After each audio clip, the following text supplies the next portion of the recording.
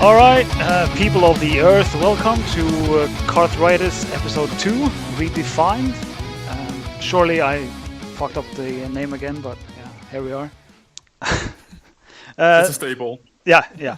The reason we're calling this episode Redefined will be very convoluted, but become obvious at some point. I don't even think you guys know, right? No, this is all news to me. Yeah. I didn't get the memo. Prepare to get disappointed, guys. Okay. All right, so introductions are in order. So, starting with you, Chris Clark. What is the first game you bought? I'm Zarkov, aka Clark, and all that jazz. The first game I ever bought, because the thing is, I got obviously all the Game Boy and SNES stuff I got bought for me. Yeah. Growing up, so I think thinking back, it might possibly be Resident Evil on the PlayStation 1.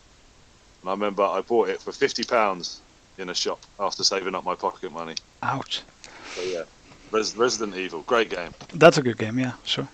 Yeah, me am Sargoth, and the first game I bought, I remember the same thing. I was saving pennies for ages, but I ended up just buying a game based on some advertisement found in the that came with the SNES. Do you guys remember this? The original, What was that? the original SNES had like a mini poster inside the package. Yes, it did. I remember that. I had that. I used to look at that stuff. Yeah, so it had like Super Tennis and I don't remember all the games, obviously, but it had Metroid was on there as well. Yeah. It had Zelda on there, and I thought, hey, that looks cool. So I just saved every penny and bought it on release day or some shit, very early on. Good decision. Yeah, my favorite game High ever. quality game so far. Yeah. How old were you at that time? 10 or Wow, yeah, okay. probably 9 or 10. Yeah. Yeah, it's pretty early in the game. Yeah. Mad prop to a 9-year-old Marius. Cheers. This is this is KVD. Like Clark, I had all my Nintendo stuff and early SNES stuff bought for me. And the first game I actually went out to buy myself was a Mario game. And it was actually Mario is missing, so that was kind of tragic. Aye. As a kid, I figured, yeah, it's a Mario game. It's a new Mario game. What could go wrong? Like, all the Mario games I ever played were great. And then it turned out to be not even not a platformer. So it was an educational game. But it was only in French. Mad.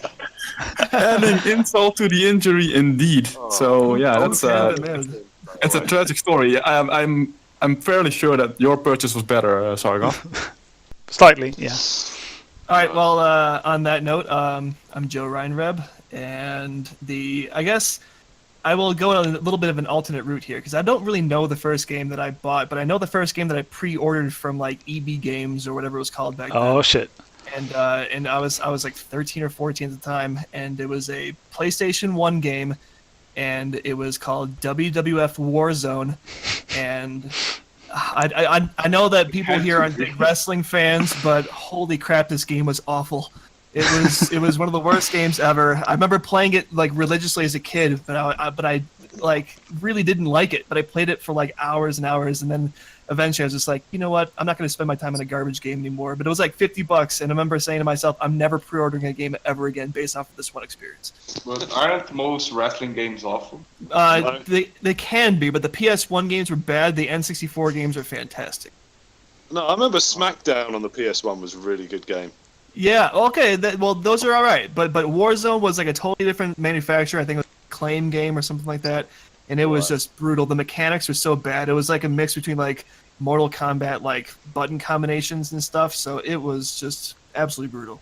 I can relate to that story though, Joe. Like, you invested your money in that thing, so you kind of wanted to make your money's worth. Yeah. So I did the same with Mario Missing. I actually ended up getting a French dictionary to try and answer the question. That's how far I went.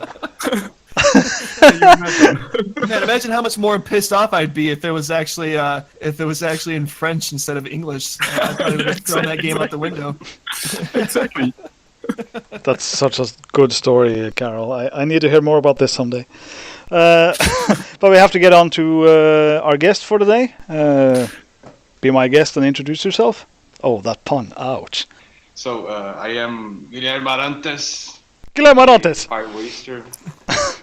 from Brazil, and I don't exactly remember what was the first game I bought, but I think it was probably Mario RPG with allowance money. So it wasn't a miss as Joe and David is. It was actually Yeah, that's actually a good game. You should be proud of that Yeah. one. Yeah. I guess me and Zarkov are winners here. I think I won. And Zarkov. Oh yeah. Yeah, Zarkov won Wieners? that. What did you say there? Wieners or winners? Well, It depends. It's not mutually exclusive. that's Yeah. true. This is Both. true.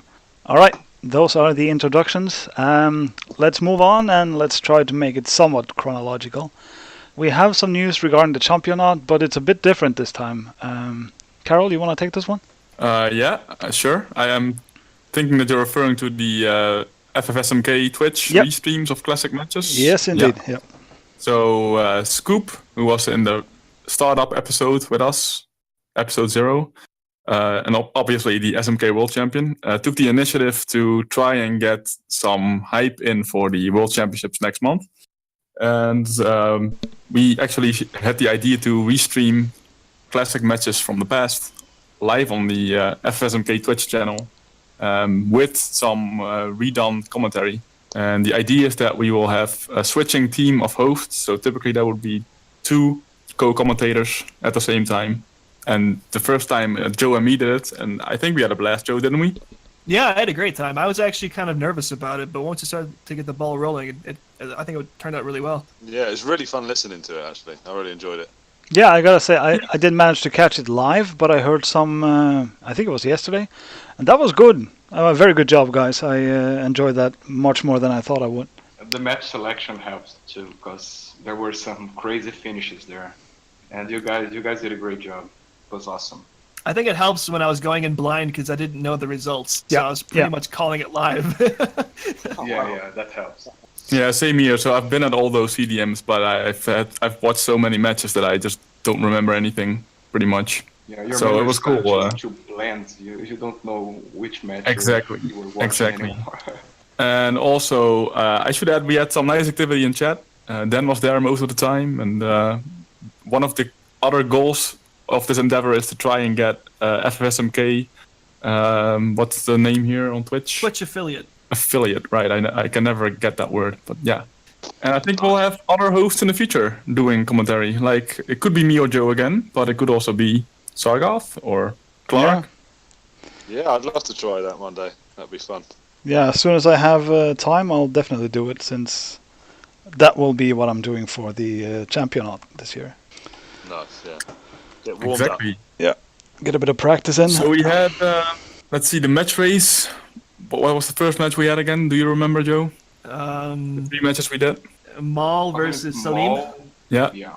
There was also a Clark and Oh, Narnet. Narnet. Narnet, yeah.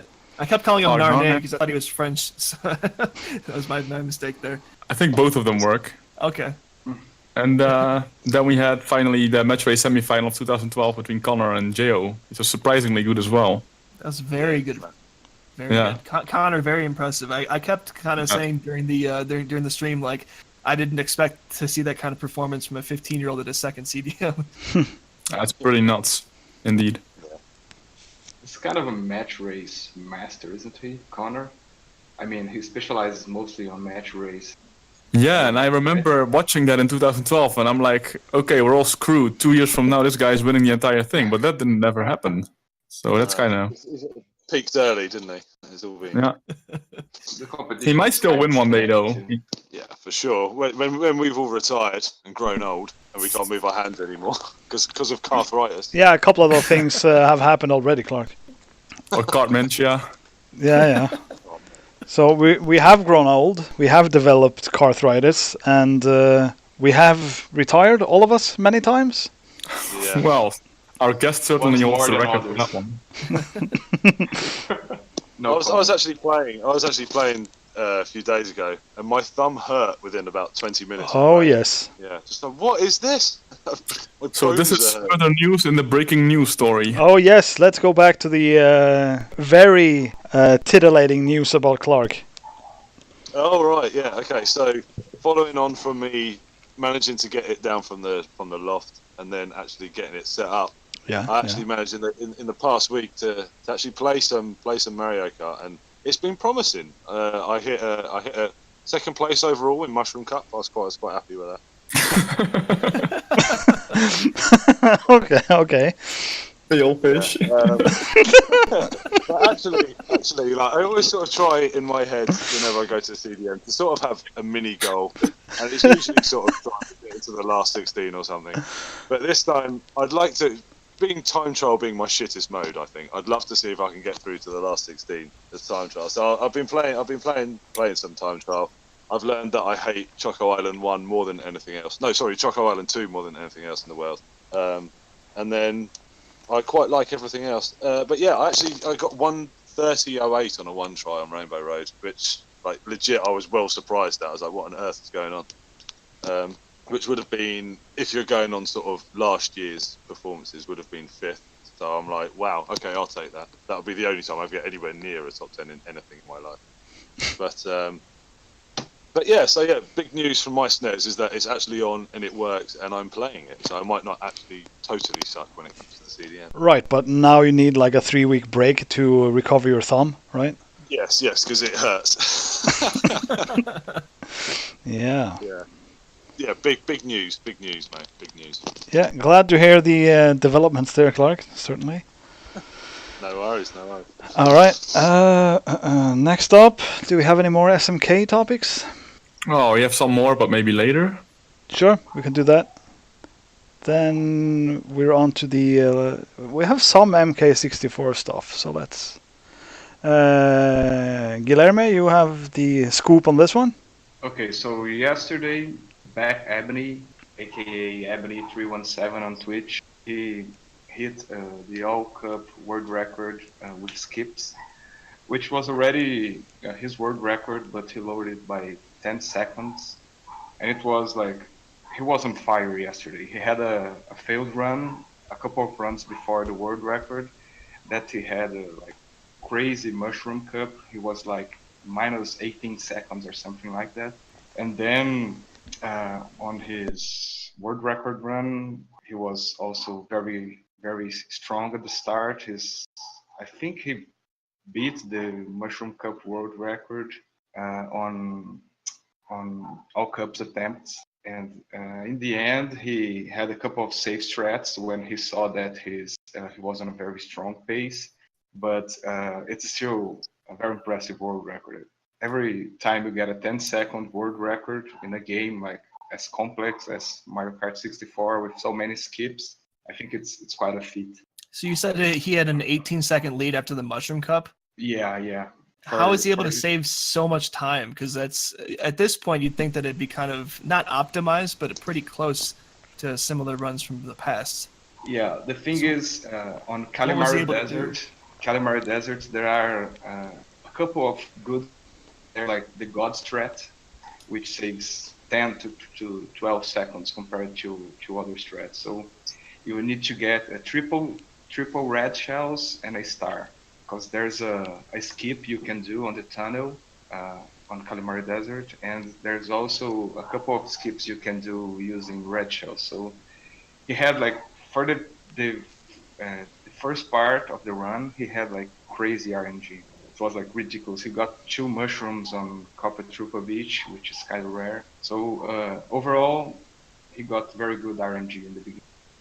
When that happens, you get like minus 18 seconds on the first 4 tracks. I think it's also worth noting that he has, the current world record is now 25 minutes and 36 seconds, and the second best ranked player is Matthias at 27 minutes 6 seconds. Oh, wow. Yeah, it's like a huge. It's a big gap, yeah. He's basically competing against himself only. So let me guess.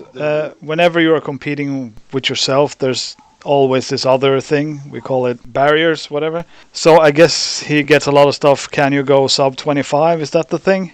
Probably. I think I've seen that in chat every time I've been to his channel. I'm not sure. I guess it's possible, but I'm not sure. I guess that's the it's coming home for Abney fans. Yeah, something like that.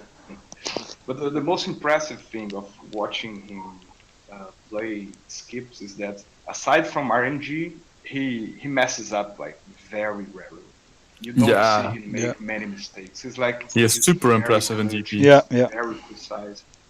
It's kind of ridiculous, to be honest. Can I give a shout out to his stream as well? It's a very entertaining stream to watch him play MK64 like that. Absolutely. Did you mention the stream name, Guilherme? Yeah, it's Abney 317. 317. And he said that it's 317 because those were like his 3 favorite numbers as a kid in a row. So I was gonna say it was not the. I was gonna say it was the verse after 316. Oh, yeah. it's not very thoughtful. He just came up with it. Like, oh, my favorite number is okay. All right. My Pretty next. sure he is the most popular Twitch channel of all the Mario Kart players. Yeah, I think so. Actually. Yeah, I guess so. He hovers around like 2,000 And deserved. watchers. Deserved, I would say. Yeah, I think he averages about 600 viewers per stream. Yeah, so he gets more viewers than even the Mario Kart Championships, SMK, MK64, everything. Yep. It just So, runs out. talking about the Kart Championships and Abney, I got some news that ties into that, if we can talk about that now. The Virginia meeting, which is happening at the end of this month, July 30th. And of course, we just had the MK64 Euro meet, and this would be its American counterpart. And probably all of us here will agree that Matthias is the best overall at MK64, who won the Euros. Yeah. But Sure, yeah. what this meeting has going for it is that you don't know in advance who's going to win. And I think it's going to be very interesting just because of that. And actually, some of the guys there could probably give Matthias a run for his money, even beat him, if a rematch would ever happen. So Matthias is not going there, but there are 3 top 10 players that are going. So Dan Burbank, we've got Beck Abney, we've got former SMK champion Jamie White. Wow, nice. Didn't know Jamie was going. Yeah. Oh, And Matthias is flying? No, he won't be No. there. No, he's not going to Oh, be there. okay. I think he was there last year or 2 years ago, but he has been there before, that's for sure. But this year he is not going to come. Also on the list is Frankie Morgan, who recently became the first player to ever go sub 3 on Choco Island Flap with the Weather Tanko. Oh yeah, 298 boys. We have Joss Lane, Mark Jones, Nate Stinson, Trent Hovis, and Gamer Weatherton, the MK64 Tesser, and also the host of the meet, I believe. Yes.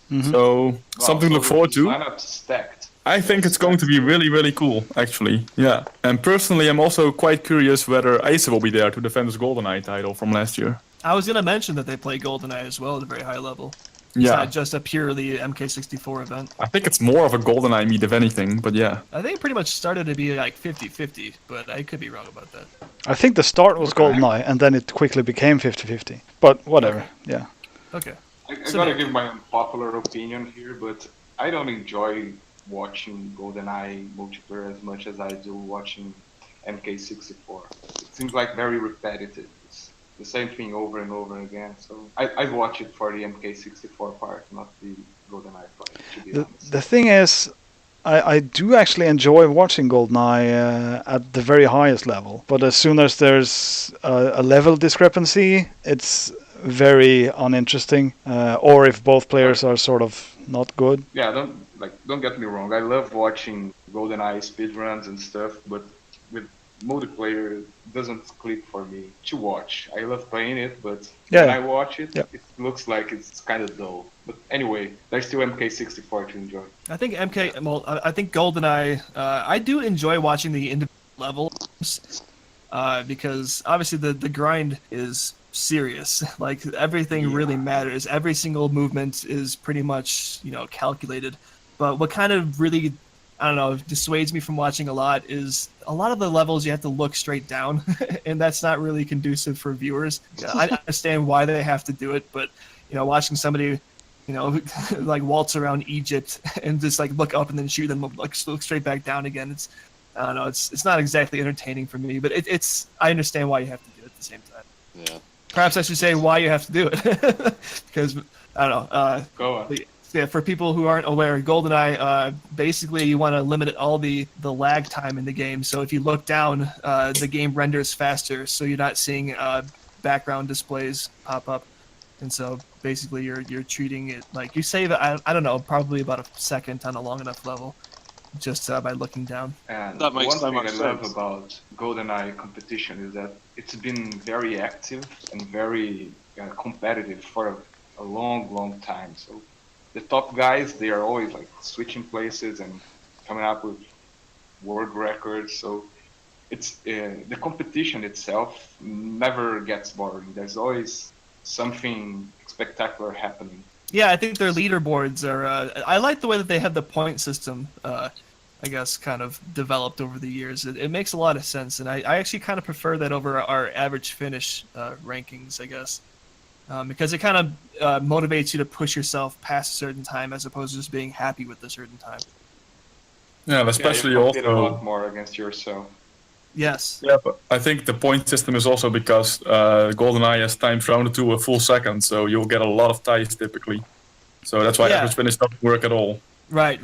Because otherwise, if you have the same time as somebody else, it's. I mean, you have it, but like the way that they kind of have it broken down, where if multiple people have the same time, then the next worst time is ranked worse. But yeah, I mean, essentially, it makes kind of the similar sense as average finish if you think about it. But Yeah, but if you have Right. 53 on them, you don't get 140th rank. no, Even if you're 1 second off. right, that's true. I wanted to just shout out one GoldenEye thing. Would the game change dramatically if there somehow was a way to hack your game to show 2 points after the decimal? I don't know. I mean, they do have runs on emulators where they know what can save time here and there, but I don't know. No, I mean if the rankings actually showed 52.99 or whatever. I mean, like think down it to the would be frame. Completely Yeah. different. It would be completely different, to be honest. Yeah, I don't think they would want to do that, but I could see where you're coming from. Like, one time is actually better than another time. Yeah. Yeah. That's how most competition works. Right, yeah. Makes sense.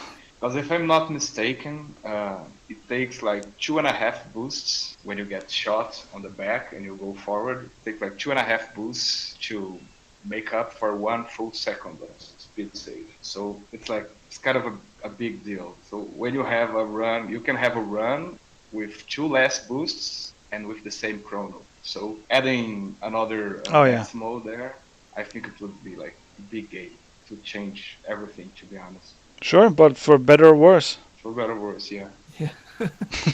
All right. Goose had a video about that actually, arguing that it would be for worse because they're so used to it now, and it motivates people to grind like beyond the point of just getting the 2 boosts. You need the 3. Yeah, yeah. I like the Dan 52, like we mentioned in one of the previous episodes. Like that's a time that it's high in the 52s, like probably 52.9 something. Mm-hmm. And I don't think anybody. I shouldn't say this because it's super early in the game, but I don't think anybody else is going to try to get 52 because that just takes so much effort. And I think if you broke it down to the millisecond, I think it would discourage a lot of people from playing because 53 is a great time already. And if you're going to try to scrutinize between one 53 and another 53, that would just open up a can of worms. I don't think they really would want to do. No. And to be honest, they love their untied records, so it would be way less important, way less impactful to have a Also true, yeah. record, So if not an untied record. So the Carl Jobs thing last year, they already had the 2 crazy untied records. Would have been much less hype. Yeah, with, that's true. Yeah. precise record. But you have a lot more untied records with the addition of decimals. But yeah, it wouldn't be as much hype like because it'd be easier to get that way. Yeah, I mean, other games don't usually have untied as a hype word. Yeah, that's true. true that. All right, so moving on, I guess. Also, if we could somehow edit this, I would really like to get my joke that I missed out on back into the Abney topic, which was Interactive book. his Twitch stream name was Abney317 because those were his 3 favorite numbers. Yeah. I think my next Twitch name is gonna be like Sargoth and purple, black, orange because those are my 3 favorite colors. Does that make sense? Yeah, don't edit that one back in. Yeah. We'll leave it around. All right.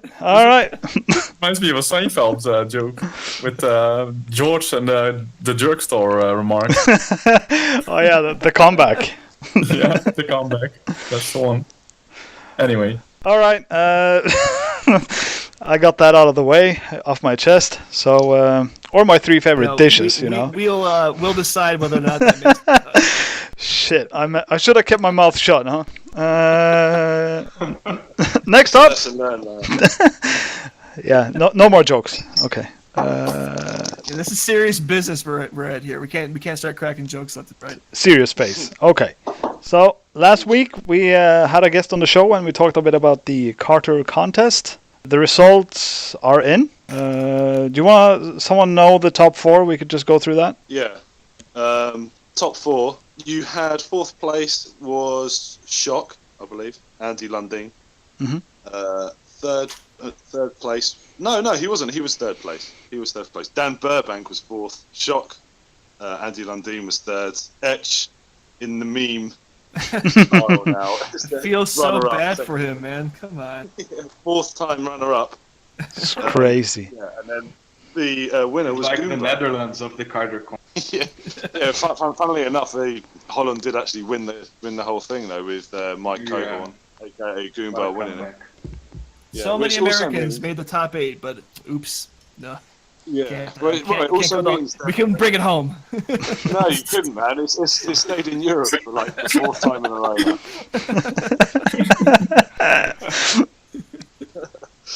But yeah, so at least the Karters contest is staying in its rightful home of Northern Europe, which is great. Right. As opposed to Southern Europe? Yeah, Does that really matter? Let's not. And big congrats to Goomba for pulling it off. Let's not get into a, to a Avoid north, that like a south. plague.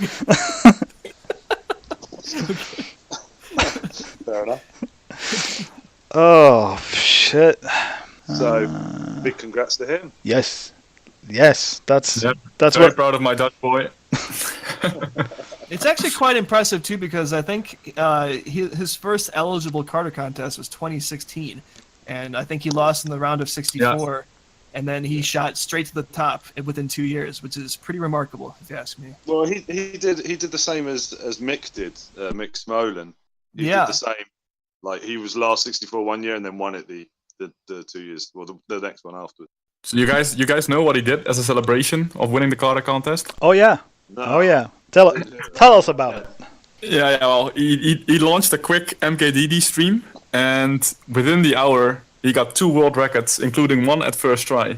Jesus. Oh, wow. Yeah. So So- I was watching this. It was just called Karter contest celebratory stream, and he was just interacting with the stream chat and playing some what's it called, Sherbert Land or something.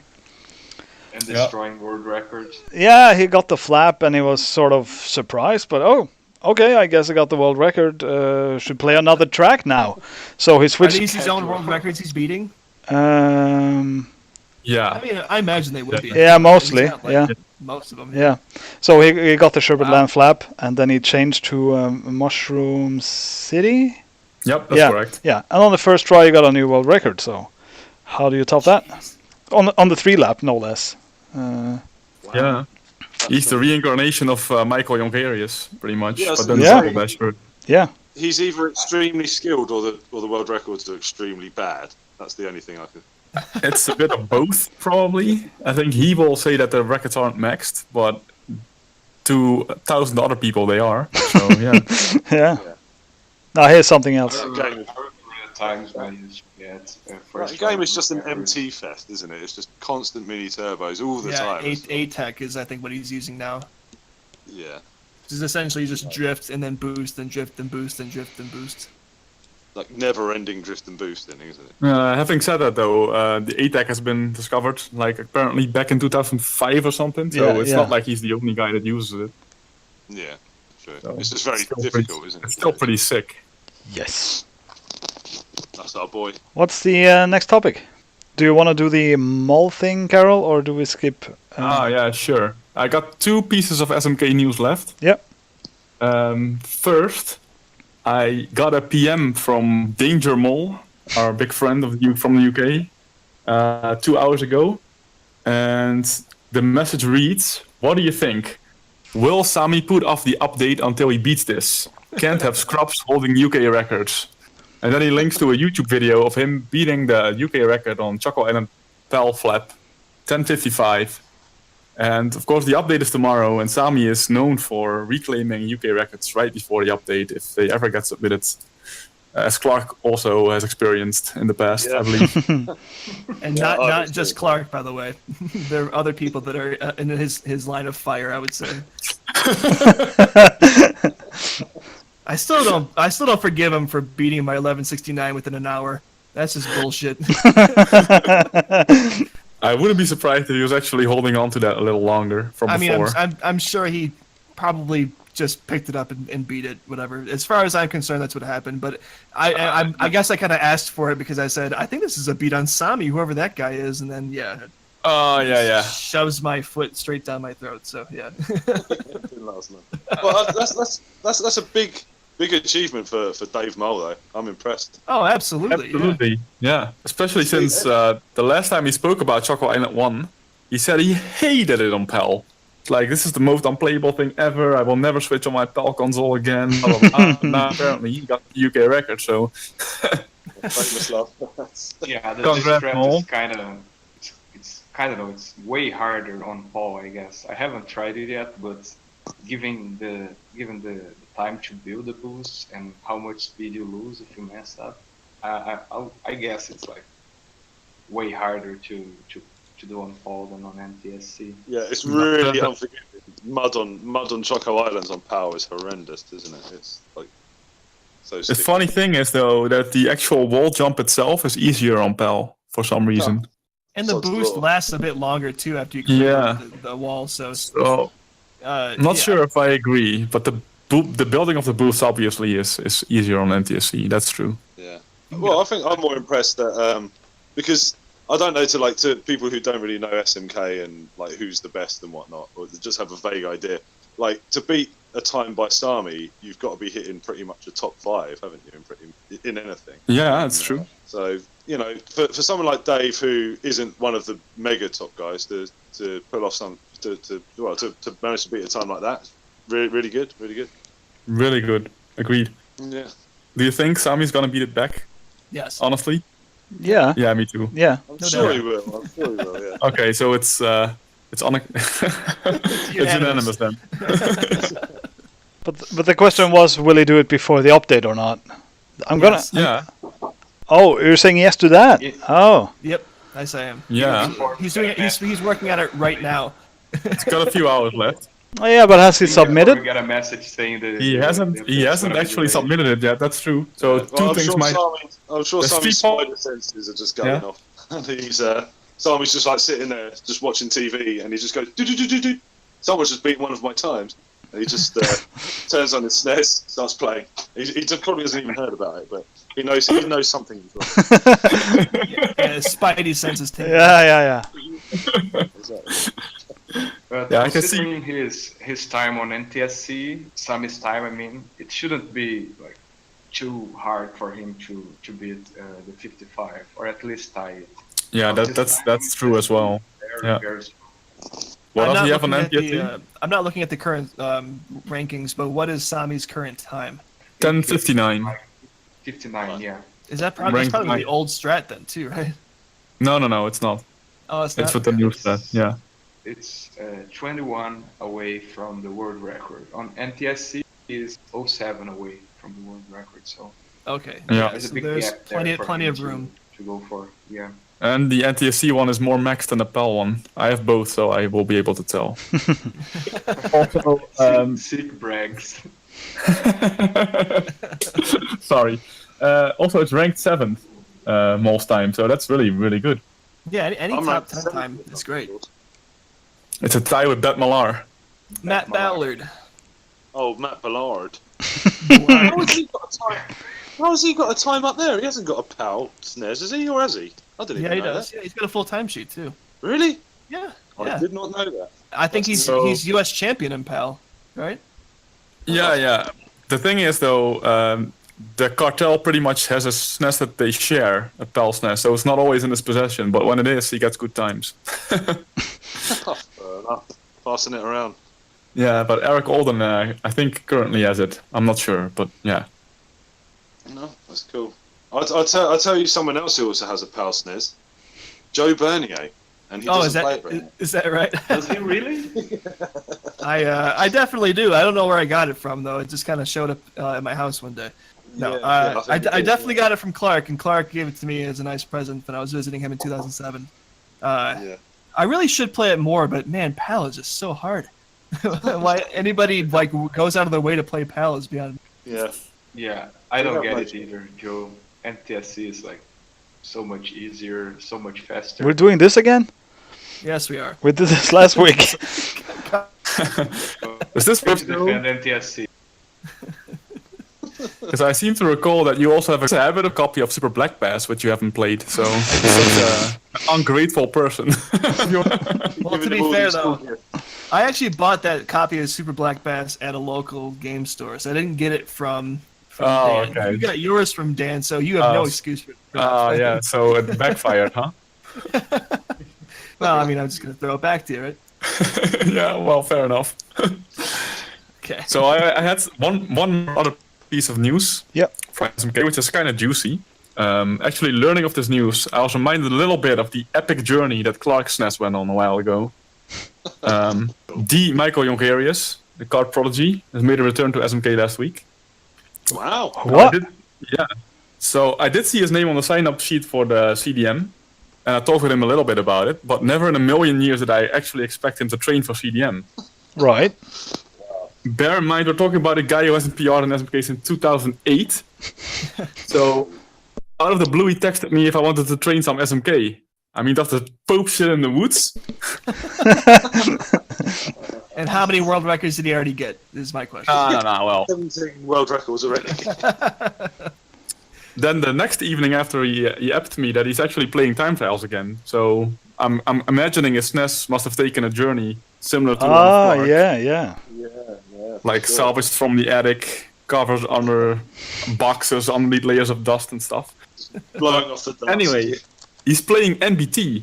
No way. Oh, wow. No way. Yeah. That's scary. So MJ never really got into MBT, and he actually explained me in the message yesterday that he could never get MBT to work consistently, and not knowing why actually discouraged him to the point that he stopped playing back then. Yeah. And of course, MBTs are actually really, really difficult to do. Recently discovered by the Japanese. Oh, for fuck's sake. In like 2004. It was only 14 years ago. No, but seriously, Mike only had an MBT flap on MC1 before. Now managed after all these years finally to get a 5-lap PR done. Like he had his PR was still the 10083 non-MBT 5-lap. Classic. And the time that he hit right actually is the sub-minute on the dot, 59.99. So it's pretty cool. Yeah, I saw that submission. It's like the perfect chrono. Yeah. Exactly. I love MJ for one reason. Like he's got this whole MK64 thing, you know, and he's a legend in that. For me, I think you might know where I'm going with this, Carl. But he had I think so. Yeah. He had a world record non-MBT flap on Mario Circuit 3, which stand by. Oh shit! Yeah. Just the most perfect run I've ever seen on any Mario Kart. It seemed to me to be frame perfect. I always called it Mario Kart porn. It's so pretty. Yeah. Porn, Yeah, absolutely. I was gonna say that actually. Yeah. Just especially that little glide he does at the end. It's crazy. Yeah, the last corner. That pipe jump at the end. Yeah. The one before that. Yeah. Yeah. Utterly perfect. Yeah. And I Didn't, think that one should be linked in our Linkage. whatever it is. Yeah. We'll be done. Yeah. Didn't Carol and MJ do like a combined world record lap for a track? Oh wow! I forgot this one. Yeah, we did a bunch of those. We did a bunch of those because didn't you like hit start and then like switch controllers with each other and then finish the lap? Like you do one half and he did the last half. Or something like that. So back in the day, he was a much more accomplished SMK non-MBT player, and he had the racing lines down more. And I just was a guy that could do boosts, and that he could not do. So on Donut Plains 2, there were parts that required boosting, and there were parts that required tight driving. So we decided to combine forces, like Eric Habrecht style, but for real in one record. And actually got a world record that way. Yeah, that was pretty cool. It was 17:06 on DB2, which was a world record at the time, by over a tenth. Jeez. But Yeah. obviously not official or anything, but still kind of cool, yeah. And there's also no video of it, right? Oh no, not No, actually, I think there might have been. I'm not sure. Well, you had to hit start though, so there would be no replay. True. And we weren't live recording back then, so yeah, you'd be right. Yeah. you. I remember watching one time as well. I'd come over to that. I'd come over with Matt McCarthy, hadn't I? Yeah. Over to Holland to see you guys play, and you and Gerard. I say Gerard. You always said you said it's pronounced differently.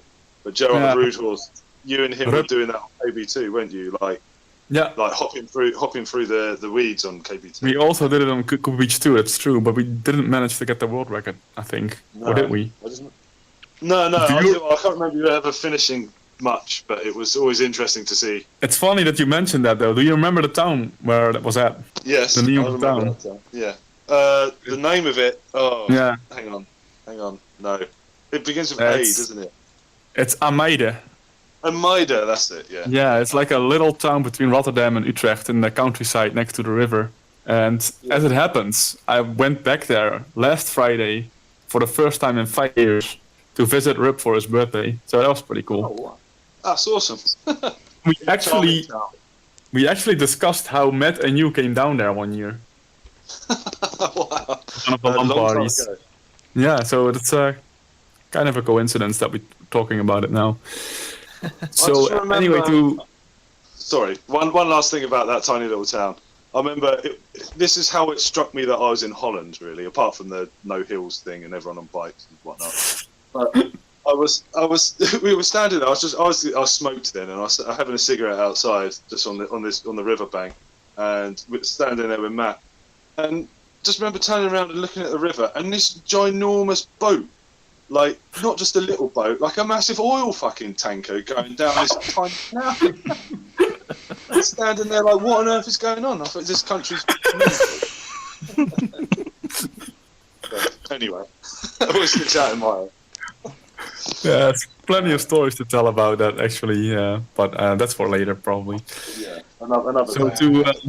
to finish up on the little bit about MJ, he said he's actually really enjoying MBT for the first time, and it's like learning a whole new game, which I can agree with. Mhm. And I think there's no telling what to come from this. If you will seriously consider grinding, I'm very curious what kind of results you will get. Good ones, I imagine. Probably, yeah. World records, I guess. Well, That's his thing, right? Getting world records. So does Carol Maybe. feel threatened by his former, I guess, co-competitor? and no, I will tell you why. Because he doesn't have that fire anymore, I think, to actually grind for long. But potentially, like his talent is sick. So if he if he would set the time apart for it, I would be threatened. But I don't think he will. Right. He has 2 kids now and everything, so I'd be surprised. But still, he will probably get a couple of very good times. Yeah, Oh, I hope so, I at have least. 2 children either. Bringing back a little bit to Moll's PR, I just got an email of his submission, so I guess the race is on. Cat's out. We'll know soon. We'll know soon if the update's coming out tomorrow or on Thursday. Good luck, Sami. Who knows? Yeah. So I'm frantically getting his SNES out. Oh, it's out. It's out. Guys, I gave it 1 hour. I'll give it about 3. 3 hours sounds easier. But I do actually think he will delay the update, because I don't know about that, but I think he will beat it before the update.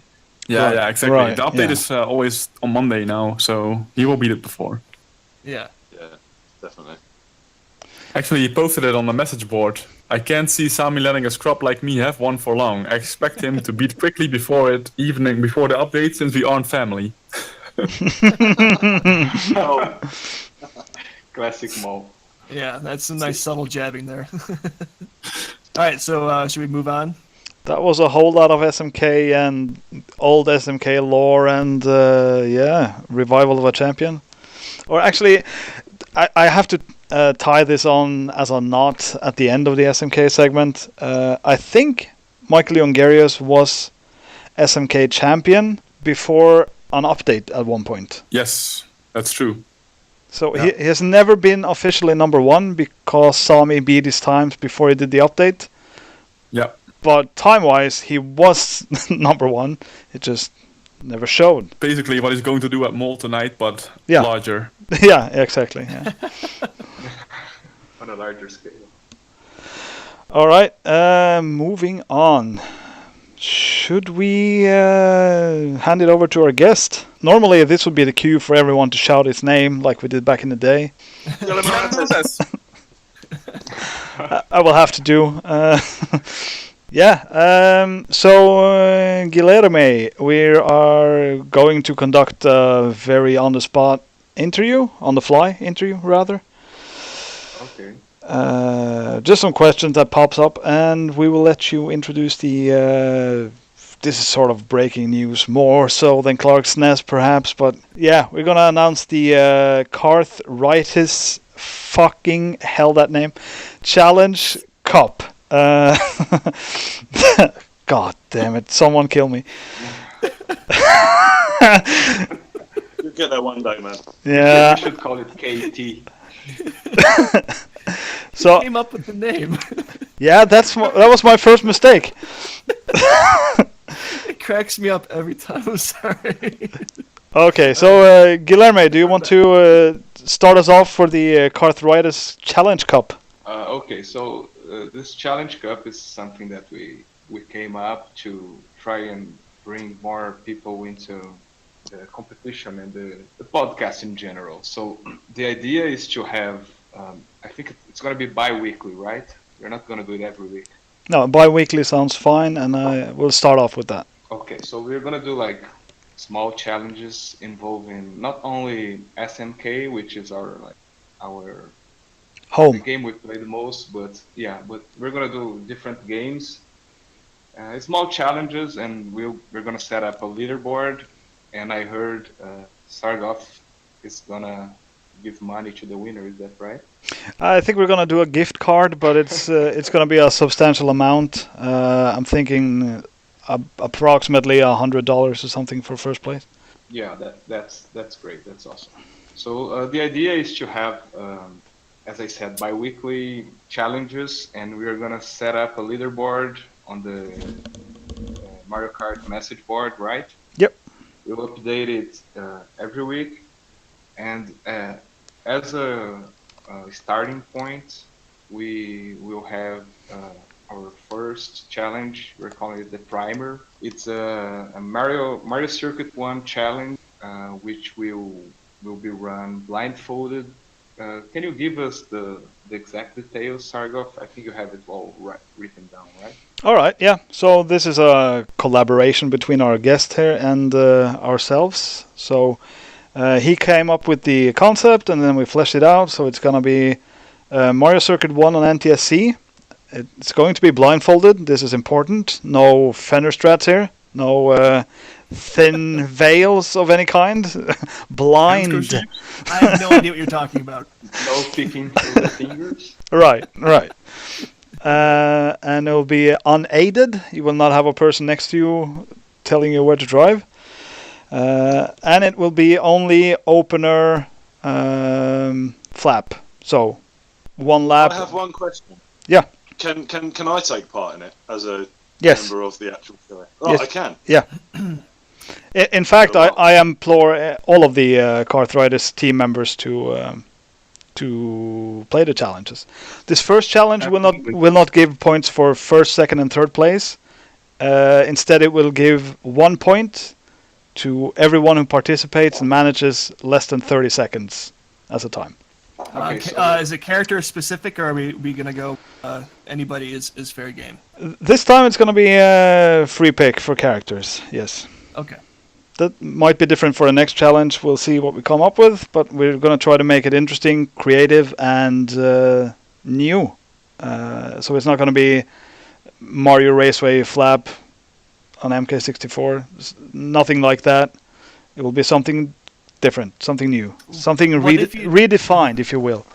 What if you don't own said game that's part of the competition? Well, Like if you Mario Kart 64. well, I guess we will allow other means of playing the games if you provide video. Okay. Yeah. I So think I know what you're hinting at. Yeah. Just for the record, what will be the proof requirements? Because you obviously have to prove that you're playing blindfolded, I suppose, or... Well, that's why this is a primer, so it's just everyone gets a point for participating and beating a time set, like 30 seconds. So we will not be as adamant about the proof this time, but video, yeah.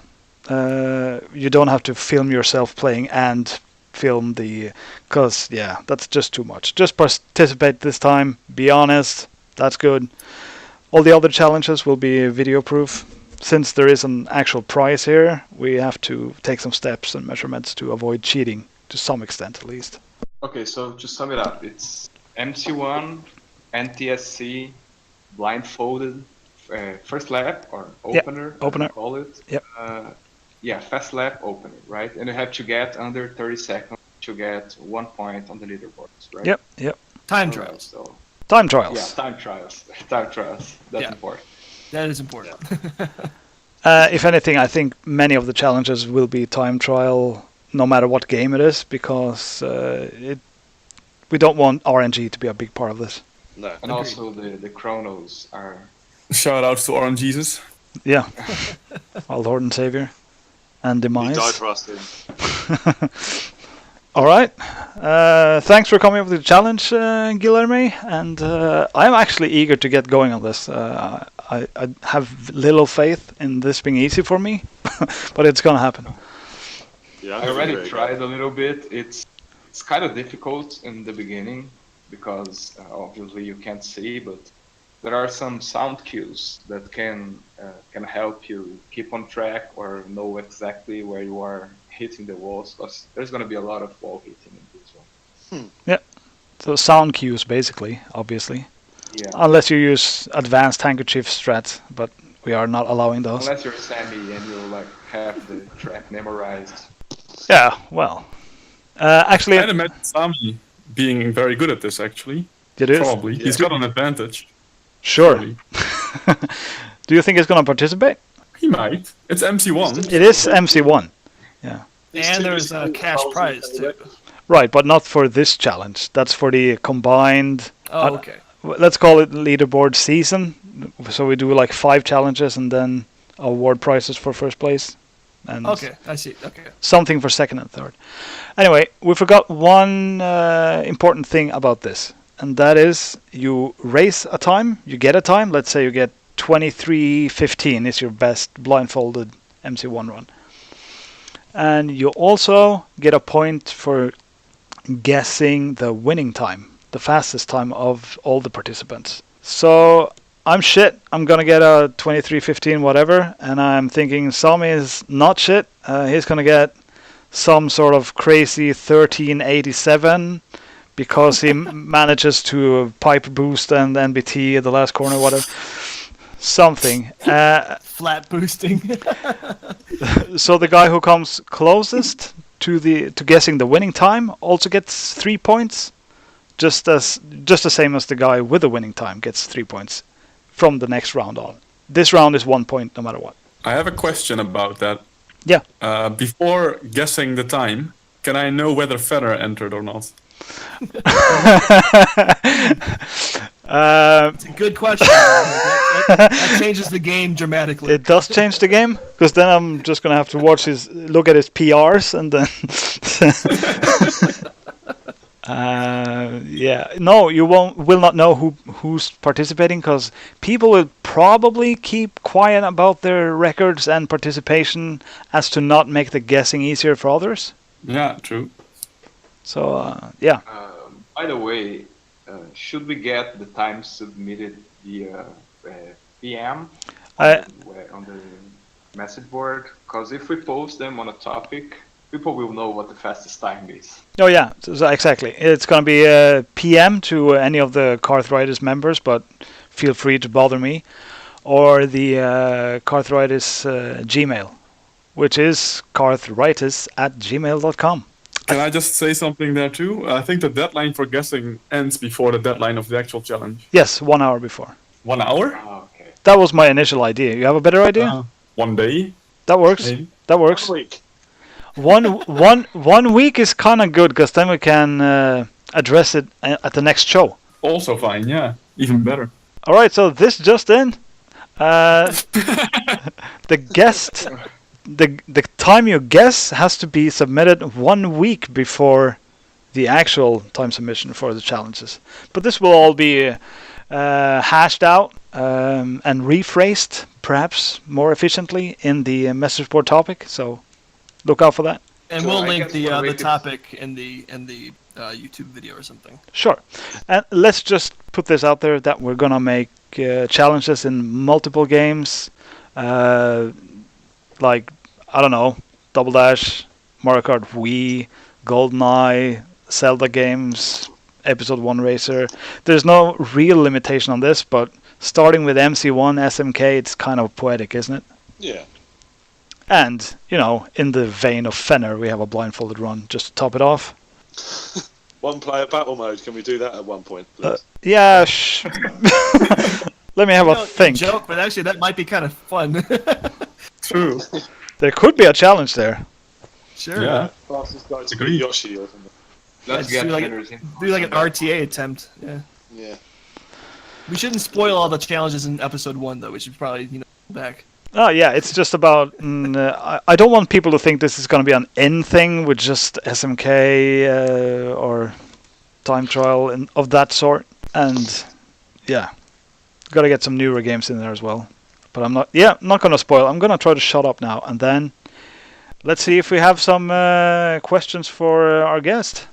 I have one to start us off, and it is not a good one. So Guilherme, I've had an idea that I want to try Mario Kart Super Circuit, and it's been brought to my attention that you dabble. I was good at it at some point, especially on the Mario tracks. I held some world records, but never got used to the newer tracks, to be honest. Well, that's slightly beyond dabbling. That's very good. So my question is just what is the best way of playing that game? Because I know there are different peripherals, consoles, or whatever here. I played it on a Nintendo DS with a modified D-pad. I like to play it on DS because of the screen lighting is a little better. Yeah. If you play it on older, like on a GBA, like I used, it's not very easy to, basically it's not easy to see things on screen. Oh. So, and the best way to approach the game, to be honest, is like Super Mario Kart on steroids. It's like playing GP 150cc with 3 mushrooms. It's a very fast game, and everything you are doing there, either empties or shrooms, have to be it's a lot of quick decisions. So it's basically SMK on steroids. That sounds daunting. With a little bit of MK64 physics built in too. But not Yeah, much. I guess. The turning angles I've always found really strange on ASC. And there's one very irritating thing about the at some places to get top tier times you have to brake, and I hate braking on racing games because to me you have to go as fast as possible, but Gotta go sometimes fast. that's the fastest way. It's kind of counterintuitive, but you have to do it sometimes. I hate having to Dreaded break brake button. Yeah, the dreaded brake button. I feel you, man. I do not touch that one. I will on occasion gas release, but that is it. That's as far I as don't it even will know go. I don't even know what the brake button is on SMK. I couldn't even tell you. It's start. It's the green one. Start, right? It's the green one. Yeah. It's funny because for me and Joey, We don't have green buttons on ours. Yeah, I usually know that. The funny thing is, actually, this is honestly got through. Lafango's pet only has green buttons. oh, My one only has yellow buttons. that's why his times are slow because he's always. Yep. Can I just the application. can I just shout myself out ever so briefly that I was doing NTSC MC1 recently, and it was brought to my attention that you should brake at the zoom start to get a better first corner. That's actually true. Yeah, and I refused to do so. So I found a new strat where you just found a new strat is very Fennerish of me to say, but I I did something I didn't know about, which is not the same as discovering or inventing. But gas release made just as good of a first corner as braking, I think. Right. Could be true. Speaking of new strats, right? Can I completely just go off on a bit of a tangent here? It's still SMK related. Yeah, it's just Guilherme's interview, so yeah, sure, Clark. Yeah, no, that's fine. I'm sure he's cool with this. Right. So basically, I don't know. Are you guys aware of the Clark shell? Yes. I Yes, may I am. not be. No, I'm also not familiar. Right. It's Okay. on So M2. yeah, MC2. That's it, right? So when you're playing GP, if you have a green shell and you drive straight at the jump, and if you fire it just at the right moment, it goes through the jump, but not over the second wall. So it turns into a fenner, like on match race. Ah. Green Fanner? Yeah. So it's like a green shell fenner essentially. And I always talk with Ben Allen, BPA, just how amazing it would be, like if that was, I don't know, it's sort of tied 4-4 in the final in the GP at the CDM or something, and someone busts out a Clark shell, and it's this decisive thing. But I just It want would to be use totally this. sick. Yeah, I just want to use this platform as a means to say, like, to actually define that move as a Clark shell. So if anyone ever does that, fires a green shell through the jump on MC2. I have a It's little called a comment Clark. about it. I think if you try that, you're more likely to do a shelfie than a Clark shell. I was worried about the same thing. Yeah. But yeah, it can. It's a sick move. It's a sick move. It should be employed more. I just don't think the top guys have tried to use it yet. So how sensitive is the timing, actually? It's not too bad. I wouldn't imagine it's any different to sort of getting the right. So it's like on KB1 on time trial zoom start. You know, that sort of frame. That's curve. very lenient then. Yeah, it's not too bad. Like, I hit it most times. I do it. It's sort of Okay. just as you hit the bumpers, you drop it there. Interesting. Yeah, you should try it. Give it a go. But you have I'll try it today. you will have to forego the optimal last corner then, right? Yeah, but I mean, if It's worth it, yeah. Yeah, it's worth it though. If you can catch someone out. For a Clark shell / shelfie. Yeah. Clark Well, Shelfie. I don't think there's much risk of getting a shelfie, and loads of risk of looking awesome doing a Clark. Yeah, all right. Big chance. I'm sure Anyway. everyone will keep it in mind at this year's championship. I actually will. Oh, well, there you go. If Carol's doing it. Just throwing that out there. All right, so I have a question for Mr. Gast. Brilliant. Bring it on. If you're at the CDM and you were in the final of the GP, would you use a Clark shell? Well, I will try to. I'd probably get a shelfie, but... And if I got it, I would just stand up and shout, Clark shell! Something like that. As one should. You gotta give it credit, you know? You gotta give credit. No, thank you. Shells fired. Nice. Yeah. All right. Well, I have somewhat of a question. So, Guilherme, you're friends with Oliver Segura Gonzalez. Is that correct? Yeah. So, how good is his Ghost Valley 1 5-lap NTSC record? Haven't played it a lot. I'd say it's a very strong world record. It's not unbeatable, but every time I get back to the game, the first thing I do is play GV1 because it's one of my favorite tracks. And every time I play GV1 and I'm getting like good splits, I check his world record and I get totally discouraged because it's a very strong world record. I Yeah, guess, his middle laps are can- insane. Yeah, I think there's a 79 middle lap or something like that. Yeah, which is and that's absurd. foregoing the start finish boost, and that's just crazy fast. Yeah.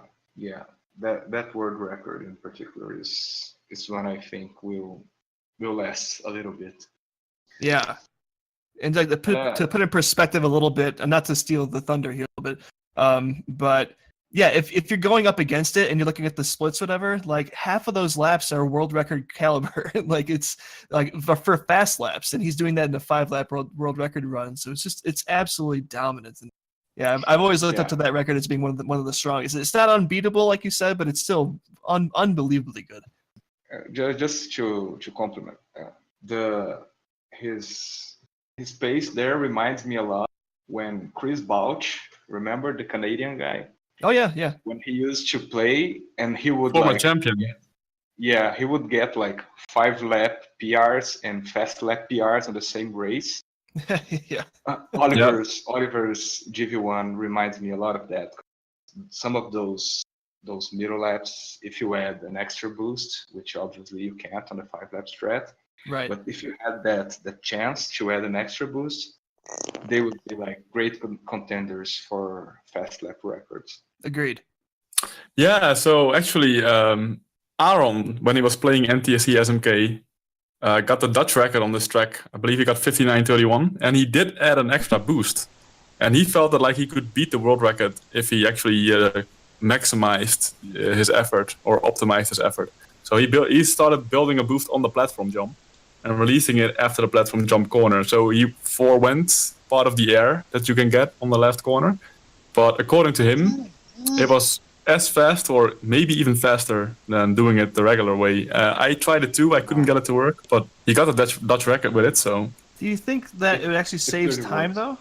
I never got it to save time, but he got a Dutch record with it. It's 59.31. So, and he felt like he could beat the world record. So I don't know, maybe 34 actually. But yeah, your point stands. Yeah, I think the record is 59.22. Yep. Yeah, so it's 1200s. Yeah, I mean he's in the ballpark, but I think if you go for just a regular finish to the lap and just kind of skip the boost, it might be almost the same. But I don't know how much you'd save. I feel the same way, honestly. But well, what can I say? Much, right? 0.4 at best, maybe not even. Oh, I think if it saves even. anything, it's probably 0.01 if it saves anything. But yeah, because you're basically going around where you would be cornering. You're chopping off that last portion of the track right before the finish line, and then you have to kind of, I don't know, is he building it and then going around and not jumping at all, or is he still jumping? I think he's still jumping sometimes, but not always. But not that he's not cutting it very close. Well, no, of course not. No. Yeah, because he's got to build the boost. Yeah, okay. He doesn't have much time to build the boost either, right? No, that's very short. Yeah. Exactly. And honestly, when I went for that strat, I couldn't get close to my PR. But the fact that Aaron got 59.34 with it suggests that it's actually possible to do at least better than what I was doing. So I don't know. Just throwing it out there. Maybe one day he will actually get the world record with it. Probably not, but who knows. Once he finds his controller. Yeah. That's always that in France. Yeah. crushing issue, yes. I also have a question for Guilherme. More of a cliche one, perhaps, but when did you first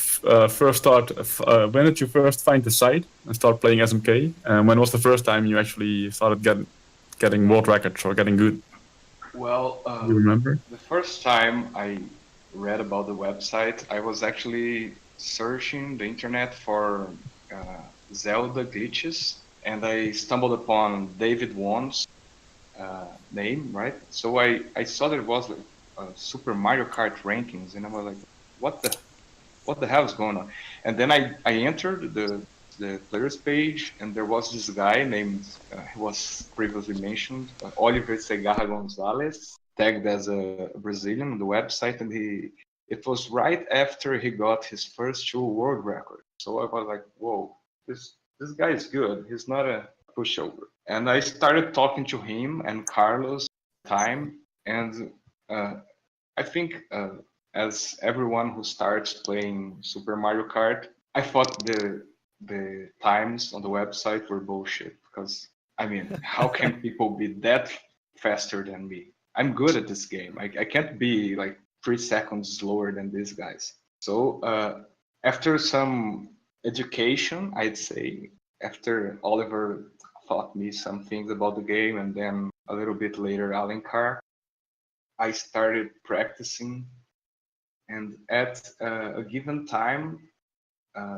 my university went on a strike, so I had like 3 months without classes.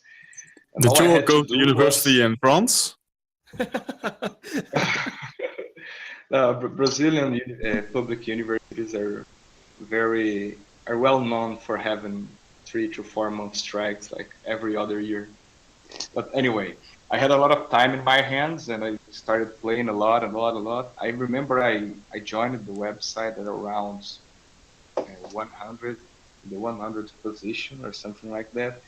And after, yes, less than 2 months, I was fighting for a top 15 spot or something like that. My rise was very fast because I obviously had a lot of time in my hands. So, but the first world record I got was Choco Island 1. I think I dethroned Joe there. Sorry, Joe. I think you're right, because I think I had like 58 seconds. No, or the something record, like that. if my memory doesn't fail me, you had 12:45, and I the lap. drove 12:45 and then 12:2. But don't quote me on that. Yeah, this is ancient history to most people. Yeah, probably 2005 or something. Yeah, that's probably So right. that's how I got it in the game. It was like I was searching for Zelda glitches. I stumbled upon David Wan's name, then the website, then Oliver, and the rest is history.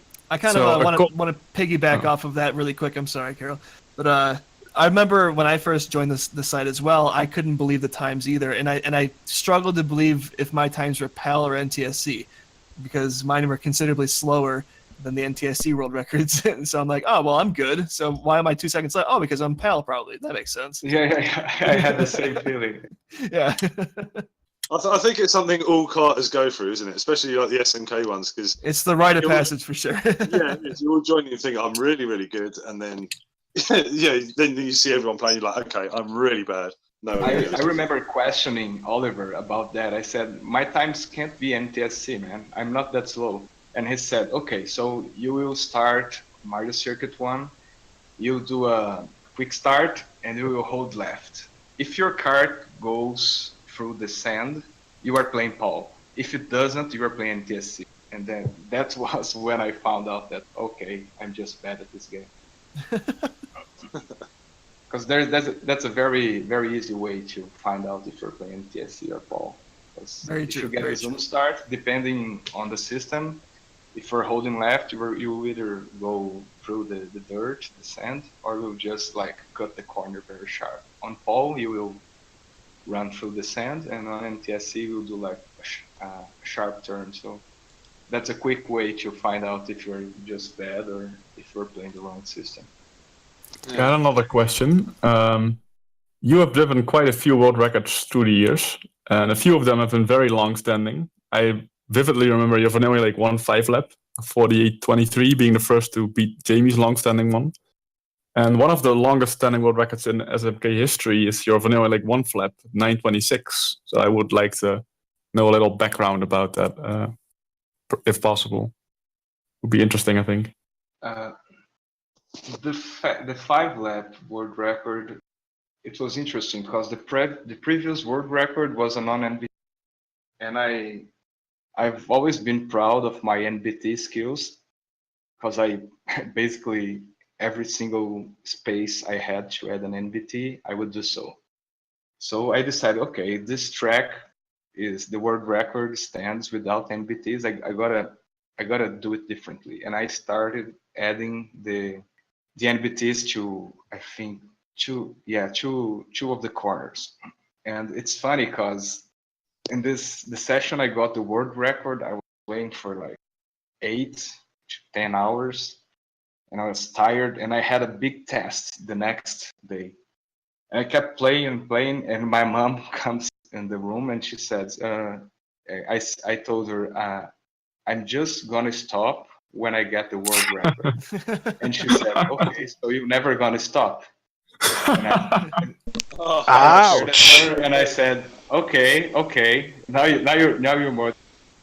15 minutes later, I got the world record, which at the time was 60 hundredths cut, but if you look back, considering I added like 10 NBTs to the track, and the NBTs give you a way better racing line, it was Yeah. not a strong world record, but it was the first 10 out of 10 NBT world, I guess, 5-lap driven on that track. So it's historic in some way. I remember back in the 2009 CDM, you tried PAL for the first time there, I think it was, and you played VL1, and within about 10 minutes you tied the world record on the flat there, I think. To be honest, it wasn't like the first time, because I was staying at Mario's place for like a week, so Right, I had okay. 1 week practice. And yeah, I got the world record tie on VL1 fast lap. I think it was 0967 or That rings a bell, yeah. something like that. 61. Yeah, but 61 was it? Yeah, and you were the first and probably still the only NTSC native to drive a PAL world record, if I'm not mistaken. Yeah, it's a tie though. I'm Still not a like the GoldenEye guys. I don't like that. Yeah. But anyway, the fast lap there, like it's grinding. It's grinding and grinding and grinding because it's a very detail heavy run, and every time you want to try a fast lap, you have to break the block. So it's annoying to say the least. Got any more questions? No, I Oh, well, think that wraps it up. Okay, Clark's gone. Okay. Well, no, I just one very quick one. When do you think you're going to make it back to Europe again and compete in the CDM? I'm not sure, man. Maybe in like 1 or 2 years, I'll be able to.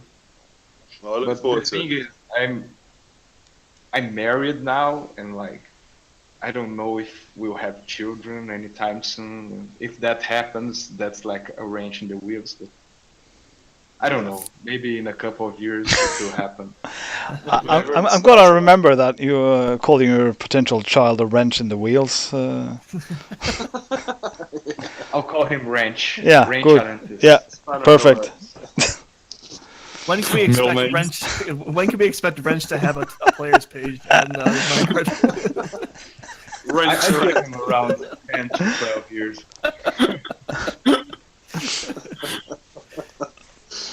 Anyway, on that note, then. yeah. I hope. I've got a few more. Listen. Yeah, I got another question too. Yeah. Okay. Yeah, you go first, Sar. All right. I just want to hear where you are on SMK these days and or other games. Do you play anything? Actually, I play a lot of different games, but I'm mostly bad at them. I play a lot of Dota and Counter-Strike, a little bit of Witcher I've been playing for some time, some card games that I never quit, like Magic. But on SMK, I played a little bit at the beginning of the year, and then I kind of got sick of it really fast. And as Clark said, like 20 minutes playing, I feel like my nail is coming off of my thumb. And then it's time to retire. So, but every time I get back to the game, it seems to me that I'm getting faster at getting to my previous level, you know? Because the first few times that I quit, and there have been some countless times that I quit, every time I get back, in the past I felt like I was too slow, I couldn't adapt to the new strats, but today, like I was playing like for 2 hours yesterday after a 4-month hiatus, and I felt like I was hitting potentially good laps on Ghost Valley 1. So it's weird because it shouldn't be that way, but I feel like I'm adapting faster to the new strats and to getting back to the game than I was before. Have you made any progress on the lap? I'm sorry.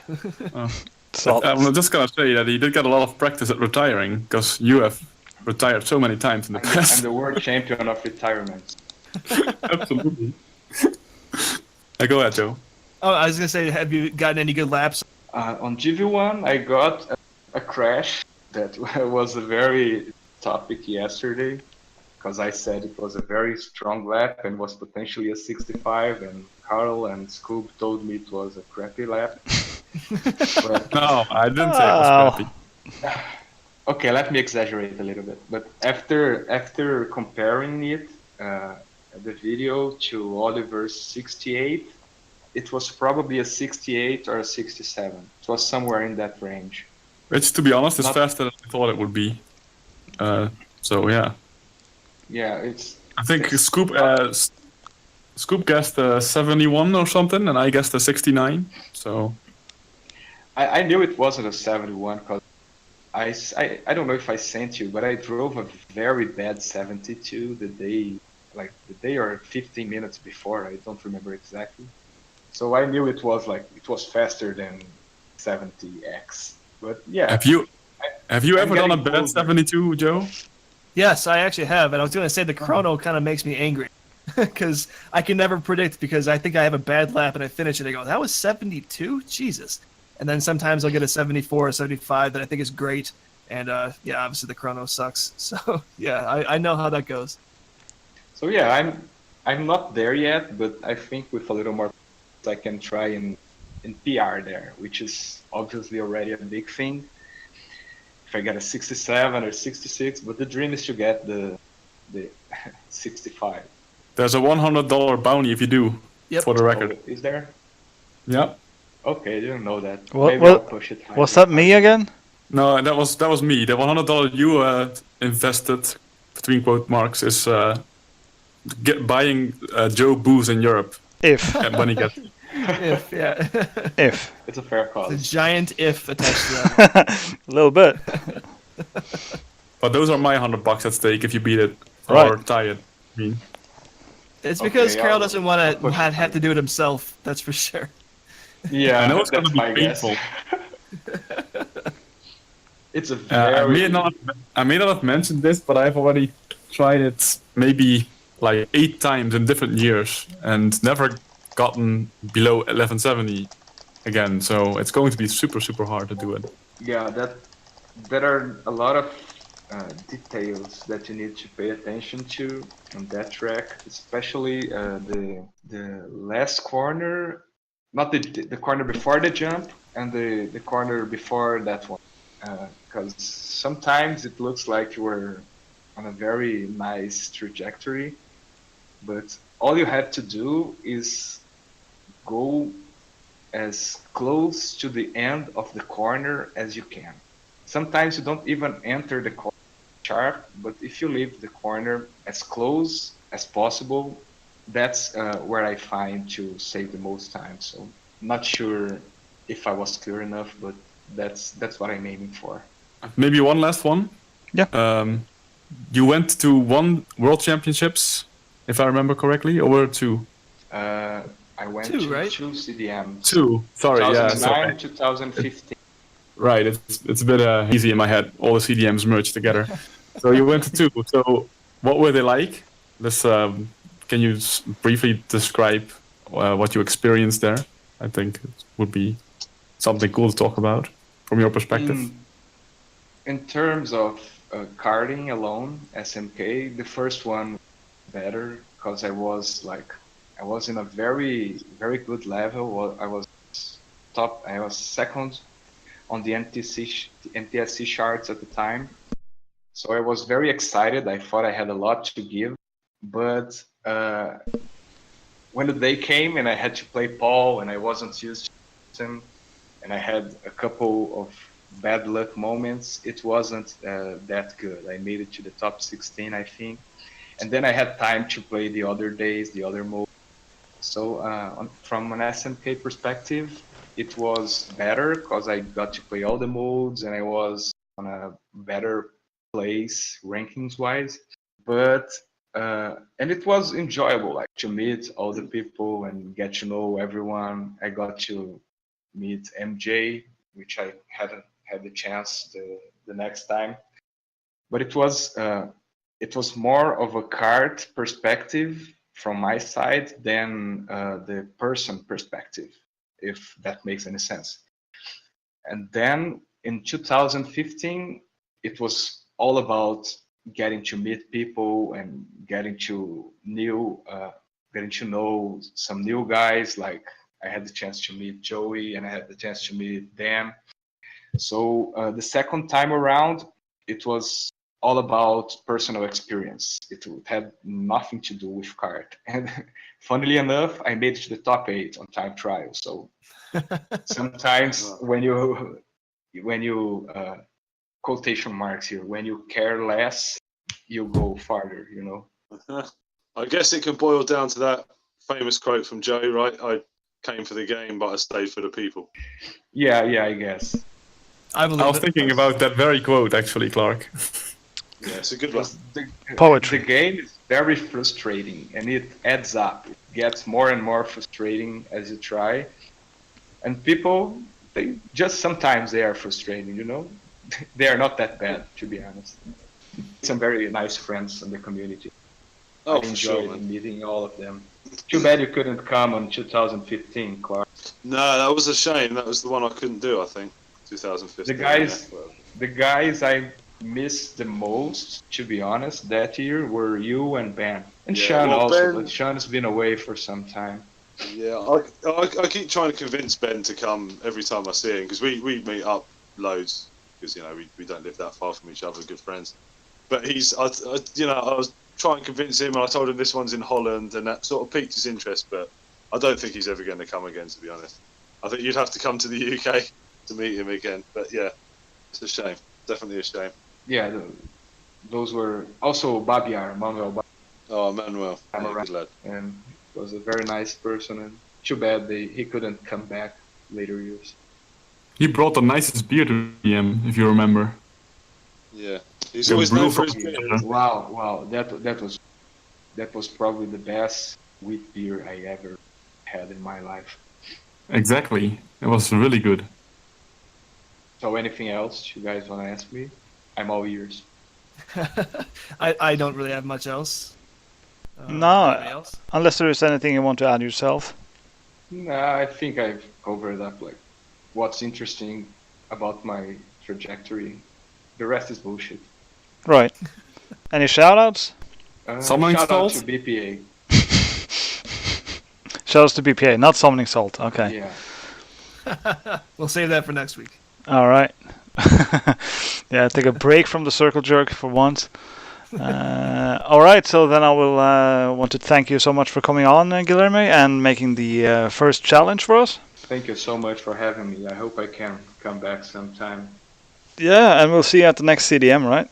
Or whenever Joe gets his finger out of his ass and makes the CDM of US. Ah, Well, like how it's all that on me depends now. if Guilherme Arantes will be born or not. Yeah, Rent Arantes.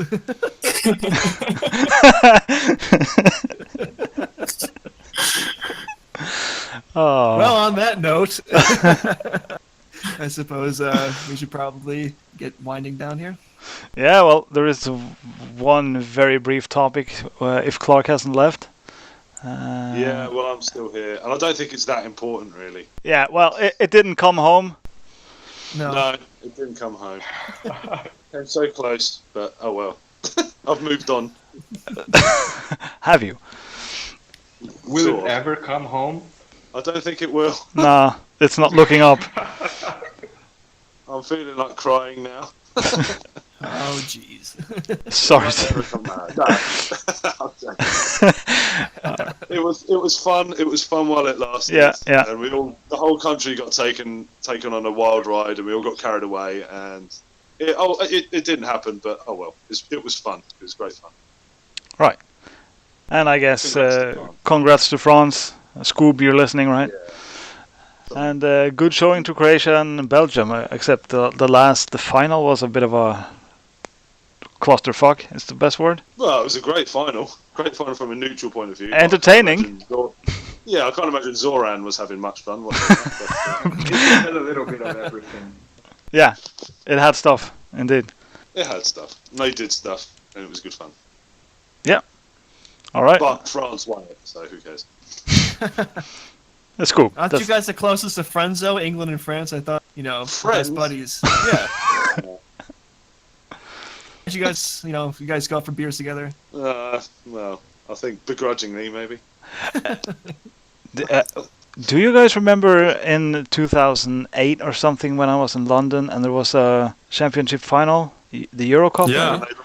And No, it was 2006 2006? World Cup final. That was a World Cup. France, Italy.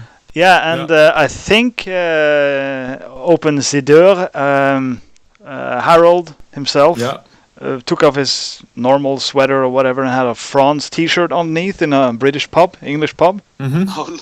That did not go down well. That was frowned upon. It was frowned upon, and then some. But yeah, he took the necessary adaptations at the moment. Man's got balls at least. Yeah, well, it was entertaining. Yeah.